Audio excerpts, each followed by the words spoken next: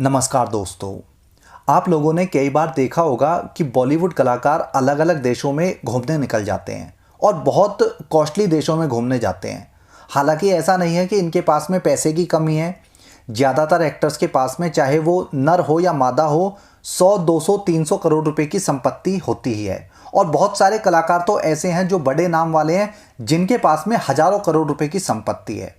भले ही कितना भी कलाकार फ्लॉप क्यों ना हो, लेकिन उसके पास में 100, 200, 500 करोड़ रुपए की संपत्ति मिल ही जाती है बॉलीवुड में। लेकिन आपको जानकर हैरानी होगी कि ज़्यादातर एक्टर्स की जो फॉरेन ट्रिप होती है वो खुद के पैसे से नहीं होती, बल्कि ये दूसरों के द्वारा फाइनेंस की गई होती है। और आपने एक और बात नोटिस की होगी कि ज़्यादातर नचनिया जो है मालदीव्स घूमने चले जाते हैं। मालदीव्स तो इनके लिए ऐसा है कि ये जो है 1.5 महीने 2 महीने में जाते रहते हैं।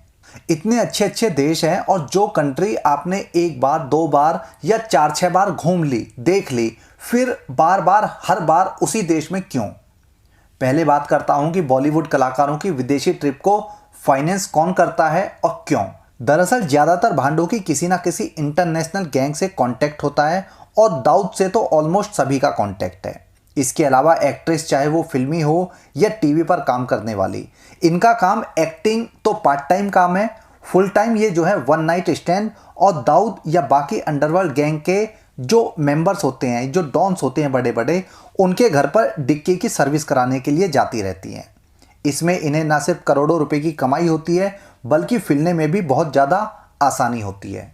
बॉलीवुड में कितने ही कलाकार ऐसे हैं जो पैसे लेकर देश विरोधी ट्वीट करते हैं ताकि इंटरनेशनल लेवल पर देश की बदनामी हो।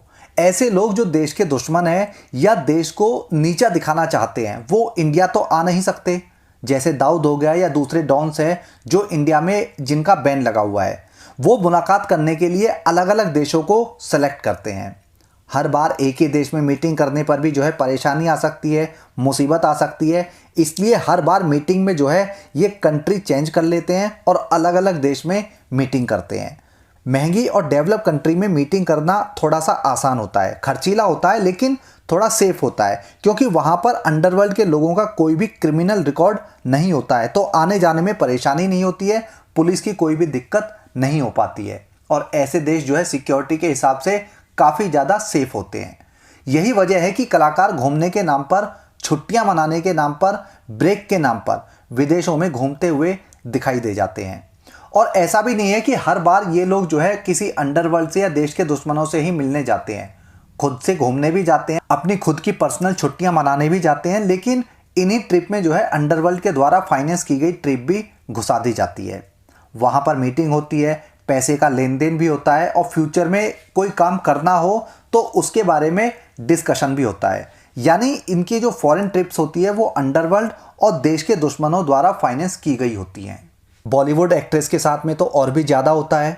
अंडरवर्ल्ड के किसी डॉन को अगर किसी एक्ट्रेस से प्राइवेट क्लास लेनी हो तो वो ना तो इंडिया आ सकता है और ना ही एक्ट्रेस पाकिस्तान जा सकती है जहाँ पर दाऊद बैठा हुआ है। ऐसे में ये लोग जो है इस कंडीशन में दूसरे देशों में मीटिंग करते हैं और दूसरे देशों को ही सेलेक्ट करते हैं, और जिसे प्राइवेट क्लास लेनी है वही आने जाने की फ़्लाइट का, होटल का और ऊपर का खर्चा झेलता है। अब बात करता हूं दूसरे टॉपिक पर कि ये सारे के सारे मालदीव्स ही घूमने क्यों जाते हैं। दरअसल मालदीव्स ड्रग्स का गढ़ माना जाता है। वहां पर पाकिस्तान से सबसे ज़्यादा ड्रग्स सप्लाई होती है और वहां के जो होटल्स हैं, रिसोर्ट हैं, उनमें जो ड्रग्स की अवेलेबिलिटी है वो बहुत ही ज़्यादा आसान मानी जाती है। इसके अलावा मालदीव्स में जो है बॉडी को डिटॉक्स कराना भी बहुत ज़्यादा आसान और बहुत ही कम खर्चीला है। ये लोग हर 2-3 महीने में अपनी बॉडी को डिटॉक्स कराते रहते हैं ताकि ड्रग्स और दूसरे नशे वाली चीज़ों से बॉडी पर असर कम हो और पकड़े जाने पर रिपोर्ट जो है पॉजिटिव ना आए। आप सबको याद होगा जब लॉकडाउन में विदेशी फ्लाइट पर बैन लगा हुआ था, यानी बाहर आना जाना बंद था, और उस समय एनसीबी के समीर वानखेड़े अपनी फुल फॉर्म में बॉलीवुड की बैंड बजा रहे थे।